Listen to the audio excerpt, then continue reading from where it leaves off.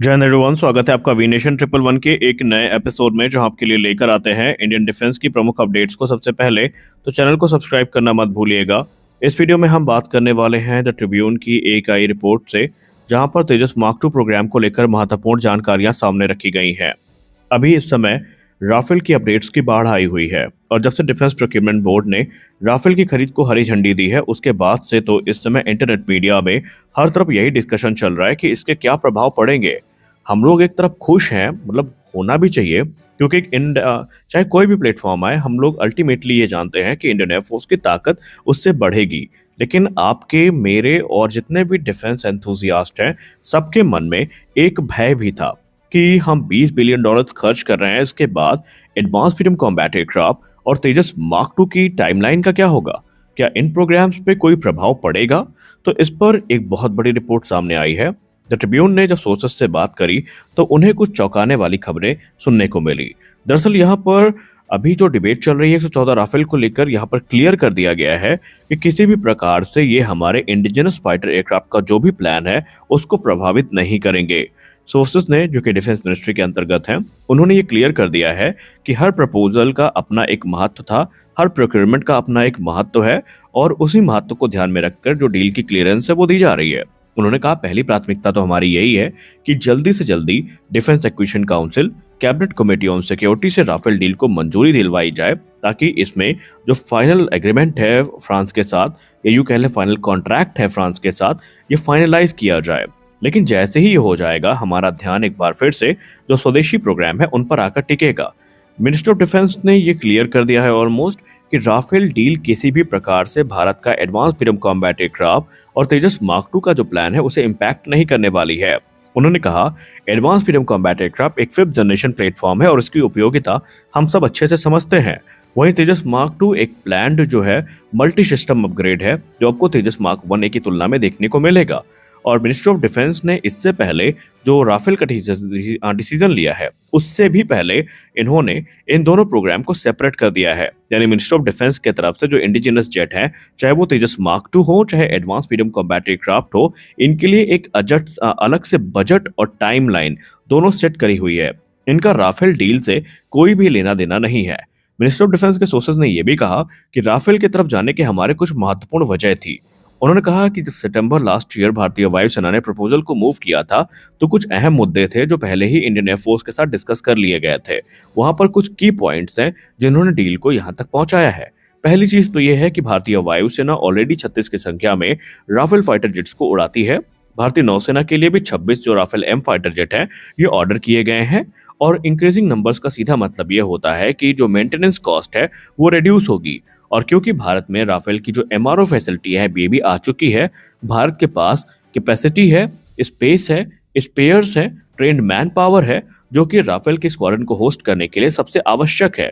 और हम लोग इस समय इस स्थिति में हैं कि हम लोग इमीडिएटली, अगर हमें 2 से 3 राफेल की स्क्वाड्रन आ भी जाती हैं, तो हम उनको मेंटेन कर सकते हैं। और इसी फैक्टर को ध्यान में रख करके मेक इन इंडिया स्कीम के अंतर्गत डसाल्ट एविएशन के साथ हम लोग राफेल डील को आगे बढ़ा रहे हैं। इसका बिल्कुल भी मतलब ये नहीं है कि हमारे जो इंडिजिनस प्रोग्राम है, जो भारतीय वायुसेना की बैकबोन को फॉर्म करेंगे, वो प्रभावित होंगे। उन्होंने कहा, उनका अपना महत्व है, उनके साथ कोई भी छेड़खानी नहीं होगी, वो जैसे प्लान किए गए थे वैसे ही चलेंगे। अभी यहाँ पर भारतीय वायुसेना अपनी स्क्वाड्रन क्षमता को बढ़ाने में प्राथमिकता दे रही है। आपको याद दिला दें, पहले भारतीय वायुसेना की जो प्लानिंग होती थी वो 42 स्क्वाड्रन को ध्यान में रखकर होती थी, लेकिन अब जो प्लानिंग हो रही है वो 50 से 60 स्क्वाड्रन को ध्यान में रखकर हो रही है। यानी कि भारतीय वायुसेना अब 2 फ्रंट वॉर नहीं बल्कि 3 फ्रंट वॉर के हिसाब से तैयारी कर रही है। आप लोग इसको लेकर क्या सोचते हैं? कि आपको वाकई लगता है कि जो तेजस मार्क 2 है, इसको कोई प्रभाव नहीं पड़ेगा? क्या हम लोग वाकई इस प्रकार से प्लानिंग कर रहे हैं कि आने वाले भविष्य में ये जो बड़ा बजट है ये तेजस के आड़े नहीं आएगा? क्योंकि डिफेंस के गलियारे में, यकीन मानिए, इस समय बहुत ज्यादा लोग कंफ्यूज हैं। एक तरफ लोग खुश भी हो रहे हैं कि राफेल आ रहे हैं बड़ी संख्या में, तो दूसरी तरफ लोग डरे हुए हैं कि हमने जो इंडिजिनस फाइटर एयरक्राफ्ट के सपना देखे थे, चाहे फिर वो ऑर्का हो, चाहे वो तेजस मार्क 2 हो, चाहे 200 की संख्या में एमका मार्क 1 हो, क्या ये सारे सपने टूटने वाले हैं? आपकी इस पे क्या प्रतिक्रिया है? जब आपने ये रिपोर्ट सुनी तो आपके मन में क्या आया? क्या वाकई हम कोई गलती कर रहे हैं, या जो भी भारतीय वायुसेना कर रही है वो सोच समझ के कर रही होगी और वो हमारे हित में है? आप अपनी राय कमेंट सेक्शन में जरूर दें। आइए अब नजर डाल लेते हैं अगली एक और इम्पोर्टेंट रिपोर्ट से, जो कि भारतीय नौसेना से आ रही है। भारतीय नौसेना इस समय जो अपना टेडवीएफ प्रोग्राम है उसके समर्थन में जिस हिसाब से उतरी है, उसको देखने के बाद मन बहुत ज्यादा प्रफुल्लित है। हम सब टेडवीएफ के डाई हार्ड फैन हैं। हम सब चाहते हैं कि ट्विन इंजन डिग बेस्ड फाइटर भारतीय नौसेना के कलर्स में उड़ान भरे। लेकिन जब हम लोग करंट स्टेटस को देखते हैं तो कहीं ना कहीं हम काफी उदास हो जाते हैं। लेकिन हमारी इसी उदासी का निवारण भारतीय नौसेना ने खुद किया है। भारतीय नौसेना के एडमिनिस्ट्रेशन ने ये क्लियर कर दिया है, ना सिर्फ ट्विन इंजन डिग बेस्ड फाइटर मिग 29 का एक परफेक्ट रिप्लेसमेंट होने वाला है, बल्कि ये एयरक्राफ्ट इतना कैपेबल होगा कि ये राफेल जैसे एडवांस फाइटर एयरक्राफ्ट को भी आउट क्लास कर देगा। और यहाँ पर सिर्फ उन्होंने इमोशनली ये व्यक्तिगत बयान नहीं दिया है, बल्कि बाकायदा उन्होंने कुछ पॉइंट रखे हैं और आप उनको सुनेंगे तो आप भी मानेंगे कि भारतीय नौसेना बिल्कुल भी गलत नहीं है। देखिए, ट्विन इंजन डिग बेस्ड फाइटर प्रोग्राम को लेकर नौसेना तो यही कह रही है कि हम इस समय अप्रूवल का इंतजार कर रहे हैं। लेकिन जब उन्होंने राफेल से इसका कंपेयर किया तो कुछ चीजें हैं जो विचार करने योग्य हैं। उन्होंने कहा राफेल बहुत ही कैपेबल फाइटर एयरक्राफ्ट है, इसमें कोई संदेह नहीं है, और भारतीय नौसेना की ताकत को बढ़ाएगा।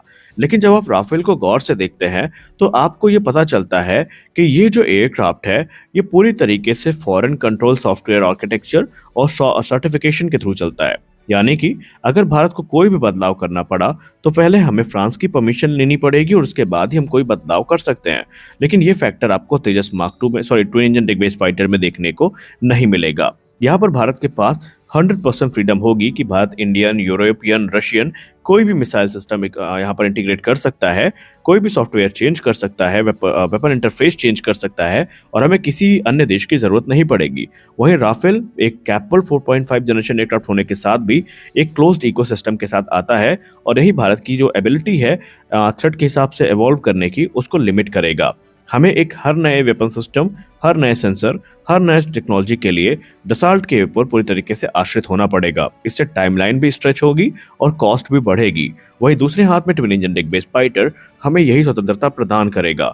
उन्होंने कहा कि ट्विन इंजन डिग बेस्ड फाइटर इतना कैपेबल है कि ये राफेल को आउट क्लास कर सकता है। उन्होंने कहा टेडवीएफ को डे 1 जिस दिन ये ड्राइंग बोर्ड में आया था उसी दिन से इसको इस उद्देश्य के साथ बनाया गया था कि आने वाले भविष्य में ये जो नेक्स्ट जनरेशन टेक्नोलॉजी है उनको होस्ट करेगा, घातक यूकैप, कैट्स वॉरियर जैसे लॉयल विंग मैन को कंट्रोल करेगा, और इसमें हाइपरसोनिक वेपनरी इंटीग्रेट की जाएगी। और ये टेक्नोलॉजी अभी भी राफेल में मिसिंग है, और राफेल में इसी चीज का ड्रॉबैक आपको देखने को मिलता है, और राफेल का स्ट्रक्चरल लिमिटेशन भी इसके लिए एक जिम्मेदार विषय है। और इसीलिए टेडबीएफ को भारतीय नौसेना राफेल से भी ज्यादा सुपीरियर मानती है। क्या आपको लगता है भारतीय नौसेना सही कह रही है? क्या वाकई ट्विन इंजन डिग बेस्ड फाइटर राफेल से ज्यादा कैपेबल होगा? आप अपनी राय कमेंट सेक्शन में जरूर दें। आज के इस वीडियो में बस इतना ही। आशा करते हैं वीडियो आपको अच्छी लगी होगी। वीडियो अच्छी लगी वीडियो को लाइक करिए, नए हैं चैनल को सब्सक्राइब करिए। मिलता है अगले वीडियो में, तब तक के लिए जय हिंद।